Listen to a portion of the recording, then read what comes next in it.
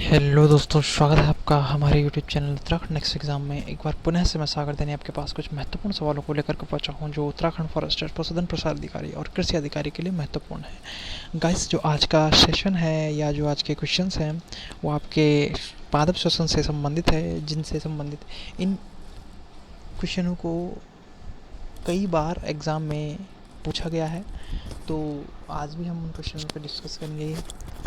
ठीक, तो ये आज का हमारा पार्ट नंबर 18 होगा। तो चलिए गाइस, शुरू करते हैं। शुरू करने से पहले वीडियो को लाइक, चैनल को सब्सक्राइब और साथ में बेल आइकन जरूर दबा दें ताकि प्रत्येक नोटिफिकेशन का पता आपको चलता रहे। साथ ही वीडियो को ज़्यादा से ज़्यादा शेयर करें ताकि आप तो अप टू डेट रहे साथ में आपके जो मित्र होंगे, जो आपके रिलेटिव्स होंगे, उन्हें भी पता चलता रहे। तो चलिए गाइस, शुरू करते हैं। पहला क्वेश्चन है ऑक्सीकरण फॉस्फेटीकरण, यानी ऑक्सीकरणीय फॉस्फेटीकरण होता है कहाँ होता है? तो आपको जो ऑक्सीकरणीय फॉस्फेटीकरण होता है वो माइटोकॉन्ड्रिया में होता है। अर्थात कहने का मतलब है जो आपकी क्रैब साइकिल चलती है, वो आपके माइटोकॉन्ड्रिया में चलती है, क्योंकि ये सब क्रैब साइकिल के दौरान ही होता है। तो माइटोकॉन्ड्रिया के कहाँ चलती हैं? तो याद रखना कि मैट्रिक्स में होने वाली प्रोसेस है। नेक्स्ट चीज़, आपके यहीं पे एक दो क्वेश्चन और अराइज होंगे कि जो ग्लाइकोलिसिस की प्रोसेस है वो कहाँ चलती है? तो वो आपकी साइटोप्लाज्म में चलती है। यानी ग्लाइकोलिसिस की बात करें तो ग्लाइकोलिसिस साइटोप्लाज्म में चलती है, साइटोप्लाज्म में। ठीक, जबकि आपकी क्रैब साइकिल जो चलेगी वो आपके माइटोकॉन्ड्रिया में चलेगी और माइटोकॉन्ड्रिया के मैट्रिक्स में चलेगी। चलिए गाइस, आगे बढ़ते हैं। नेक्स्ट है श्वसन गुणांक 1 से कम होता है। तो किसका श्वसन गुणांक 1 से कम होता है? तो गाइस देखिए, यहाँ पे कुछ इंपॉर्टेंट चीज़ें हैं कि श्वसन गुणांक की बात करें तो वसा का श्वसन गुणांक 1 से कम होगा, स्वाभाविक सी बात है। प्रोटीन का श्वसन गुणांक भी 1 से कम होगा, 1 से कम होगा। ठीक, इसी प्रकार से मैं बात करूँ कार्बोहाइड्रेट का, तो कार्बोहाइड्रेट का जो श्वसन गुणांक होगा वो होगा 1। बात करूँ अंकुरित प्रोटीन का, अंकुरित प्रोटीन का भी होगा लगभग 1.25 से 2.50 तक। तो इसमें कुछ फैक्ट्स हैं जो आपको याद रखने हैं।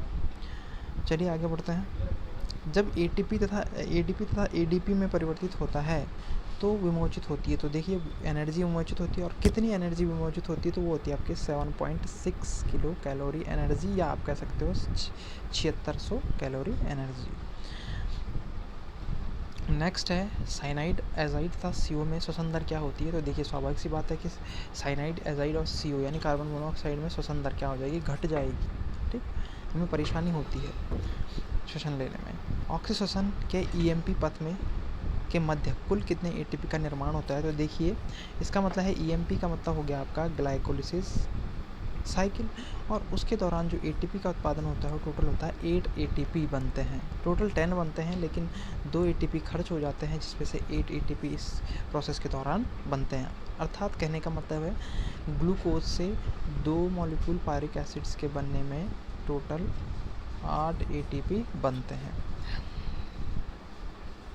नेक्स्ट क्वेश्चन है कोशिकीय क्रियाओं के लिए आवश्यक ऊर्जा प्राप्त होती है। तो आपको सभी को पता है कि कोशिकीय क्रियाओं के लिए आवश्यक ऊर्जा में ATP यानी कि एडिनोसिन ट्राइफॉस्फेट से प्राप्त होती है। ग्लाइकोलिसिस तथा क्रैब साइकिल के बीच की कड़ी कहा जाता है, तो इसे कहा जाता है एसिटिल को एंजाइम को। ठीक, नेक्स्ट है साइटोक्रोम सहायता करता है। तो साइटोक्रोम आपने देखा होगा, चाहे वो B6 की बात करें, चाहे साइटोक्रोम A3 की बात करें, चाहे साइटोक्रोम B की बात करें, ये सभी सहायता करते हैं आपके इलेक्ट्रॉन अभिगमन में। क्लियर? सर्वव्यापी हाइड्रोजन ग्राही आपका NAD होता है, NAD निकोटामाइड एडेनिन। ठीक, नेक्स्ट है पौधों में श्वसन होता है। तो पौधों में श्वसन कहाँ होता है? आपके पौधों में श्वसन माइटोकॉन्ड्रिया में होता है। क्रेब्स चक्र की अभिक्रियाएं होती हैं। तो क्रेब्स चक्र की अभिक्रिया मैंने बात की कि माइटोकॉन्ड्रिया के मैट्रिक्स में क्रेब्स चक्र की अभिक्रिया होती है। साथ में बात करें कि इसके जो एंजाइम्स मिलते हैं वो कहाँ स्थित होते हैं? तो होते हैं आपके इसके जो बाह्य सतह होगा वहाँ पे स्थित होंगे। ठीक, ग्लूकोज का पायरिक अम्ल में अपूर्ण ऑक्सीकरण कहलाता है। तो ग्लूकोज का पायरिक अम्ल में अपूर्ण ऑक्सीकरण ग्लाइकोलिसिस प्रोसेस कहलाती है, जिसे हम EMP भी कहते हैं। और देखिए ध्यान में, क्रेब्स चक्र को TCA भी कहा जाता है, TCA, ठीक। नेक्स्ट क्वेश्चन है, अनाक्षी श्वसन के मध्य पौधों में, तो अनाक्षी श्वसन के मध्य पौधों में क्या होता है, CO2 छोड़ते हैं, स्वाभाविक सी बात है।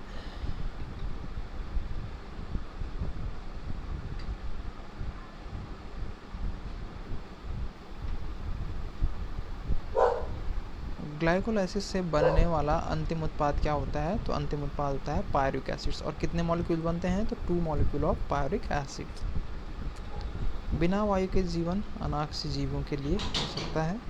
क्रेब्स चक्र आरंभ होता है, तो क्रेब्स चक्र का जो आरंभ होगा वो पायरुविक एसिड से होगा, ठीक। और अंतिम आपका OAA अर्थात ऑक्जेलिक एसिटिक एसिड। और नेक्स्ट है सिट्रिक अम्ल चक्र का अंतिम उत्पाद है, तो सिट्रिक एसिड जो चक्र बनता है उसका अंतिम उत्पाद है CO2 प्लस H2O। तो आई होप आपको ये वीडियो पसंद आई होगी। बाकी कल का जो क्वेश्चन है वो है आपका 2 जीन के मध्य की दूरी किससे मापते हैं, आपका सेंटीमीटर है, माइक्रोन है, सेंटीमॉर्गन है या मिलीमीटर है। तो डिस्टेंस बिटवीन जो जीन होते हैं उनकी डिस्टेंस को मेजरमेंट किससे किया जाता है वो आपको बताना है, कमेंट सेक्शन में ज़रूर आंसर दें। Okay, thank you, have a nice day. कहीं भी आपको कुछ परेशानी हो तो आप पूछ सकते हो कमेंट बॉक्स में जा कर के, आप अपने क्वेश्चन सभी चीज़ पूछ सकते हो, आपका आंसर देने की हम कोशिश ज़रूर करेंगे।